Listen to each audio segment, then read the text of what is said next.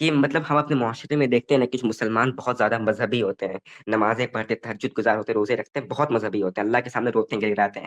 اس کے باوجود وہ چوری کرتے ہیں، زنا کرتے ہیں، بہت سارے گندے گندے گناہ کرتے ہیں، بہت نیک دل ہیں، داڑھی بھی ماشاء اللہ بہت بڑی ہے، لیکن پھر بھی وہ گناہ کرتے ہیں، امانت میں خیانت کرتے ہیں۔ تو ایسا کیوں؟ مطلب ایسا کیوں ہوتا ہے؟ اس کے پیچھے کے ریزنس کیا ہیں؟ ڈیٹیل میں بتائیے گا، آپ ڈیٹیل کہہ میں، رہے ہیں کہ وہ بہت ڈیٹیل میں نیک دل بتائیے۔ ہوتے ہیں۔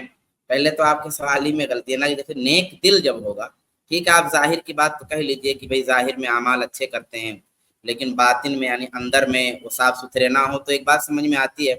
آپ نے کہا کہ دل کے بھی بہت اچھے ہوتے ہیں، دل بھی اچھا ہے، عمل بھی اچھا ہے، پھر گندے گندے کام کرتے ہیں، تو یہ تو کنٹروڈکشن ہے آپ کے سوال ہی میں، یہ ایک بات ہوئی۔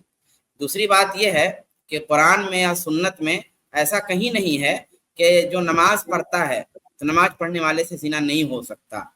اس کا مطلب یہ نہیں ہے کہ جو نماز پڑھے وہ زنا کرے، اس کا مطلب یہ نہیں، مطلب یہ ہے کہ اگر کوئی نماز پڑھنے والا ہے تو قرآن و سنت میں ایسا کہیں نہیں ہے کہ اس سے گناہ کبیرہ یا صغیرہ سرزد نہیں ہو سکتا۔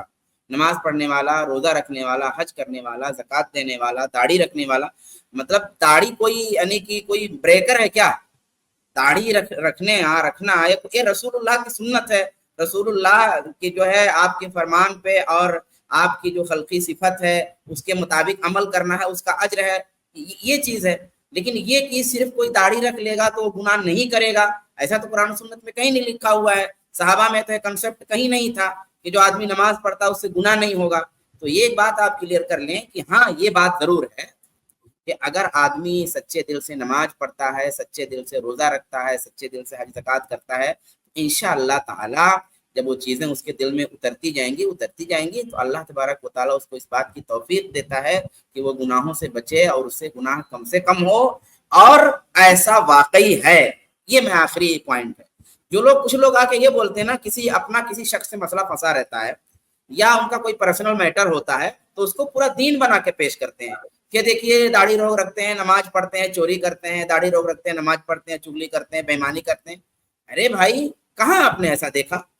کہاں؟ کس معاشرے کی آپ بات کر رہے ہیں؟ ہم بھی معاشرے میں رہتے ہیں، ہم نے تو نہیں دیکھا ہے کہ جو داڑھی رکھتے ہیں، جو نماز پڑھتے ہیں، جو حج کرتے ہیں، جو زکوٰۃ دیتے ہیں، جو لوگوں کے ساتھ خیرخواہی کرتے ہیں، وہ لوگ زنا بھی کرتے ہیں، وہ لوگ چوری بھی کرتے ہیں، وہ لوگ شراب بھی پیتے ہیں، وہ لوگ ڈکیتی بھی کرتے ہیں۔ ایسا تو ہم نے نہیں دیکھا، ہم بھی معاشرے میں رہتے ہیں۔ ہاں کوئی انڈیویجول مسئلہ ہوگا، کہیں انفرادی طور پہ ہوگا، اور اس کی نفی نہیں ہے قرآن سنت۔ جی میں تو ایک اس بات طرح کہنا پہلے چاہتا ہوں۔ بس سوالات میں براہ کرم سوالات اس طرح بنا کے مت پیش کیجئے کہ یہ کوئی قاعدہ کلیہ ہے یا ایسا ہوتا ہے، یہ بہت بڑا دھوکہ ہے۔ ہمارا دیکھیے پڑوسی بہت ملک سارے لوگ ایسا ہوتا ہے نا، اصل تو یہی ہے کہ بھائی اللہ کے نبی نے فرمایا کہ ان الصلاۃ تنہی عن الفحشاء والمنکر، نماز آدمی کو فحش اور منکر کاموں سے روکتی ہے۔ روزے کے بارے میں اللہ نے فرمایا لعلکم تتقون، کہ روزہ رکھا گیا تاکہ تم متقی بن جاؤ۔ اب اصل تو یہی ہے کہ اگر آدمی عبادتوں کو ان کا حق دے گا نا تو عبادتیں اس کو گناہوں سے روکیں گی۔ اگر کسی انڈیویجول کا مسئلہ ایسا ہے کہ وہ عبادتیں بھی کر رہا ہے اور وہ عبادتیں اس کو گناہوں سے بھی نہیں روک رہی، تو اس کا مطلب ہے کہ وہ عبادتوں کو اس کا حق نہیں دے رہا، اس لیے عبادتیں جیسا کہ اس کے قلب پر اثر انداز ہونی چاہیے تھی ویسے اثر انداز نہیں ہو رہی ہیں۔ بظاہر ایک آدمی کو ہم دیکھ رہے ہوتے کہ وہ نماز پڑھ رہا ہے، پر وہ نماز کی خشوع خضوع اور نماز کے جو حقوق ہیں وہ حقوق ادا نہیں کر رہا ہوتا ہے۔ اب وہ تو اللہ تعالیٰ ہی بہتر جانتا ہے نا۔ اب اللہ کا کلام تو غلط نہیں ہو سکتا ہے، اللہ نے کہا ہے کہ نماز انسان کو فحش اور منکر کاموں سے روکتی، تو لازم ہے کہ نماز انسان کو فحش اور منکر کاموں سے روکے۔ میری نماز اگر مجھے فحش اور منکر کاموں سے نہیں روک رہی ہے تو اللہ کا کلام تو جھوٹا نہیں ہو سکتا ہے، میری نماز جھوٹی ہے، میں نے نماز کو اس کا حق نہیں دیا ہے۔ اگر میں نماز کو اس کا حق دوں گا تو نماز لازماً مجھے برے کاموں سے روکے گی۔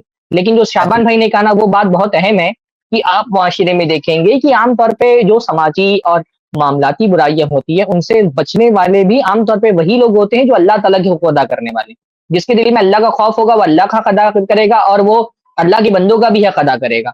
لیکن مسئلہ یہ ہوتا ہے کہ ایک دو مثالوں کے ذریعے سے ہم نا سارے دیندار طبقے پر ایک طرح کا الزام تھوپ دیتے ہیں کہ سارے دیندار لوگ ایسے ہوتے ہیں، ایسی بات نہیں ہوتی۔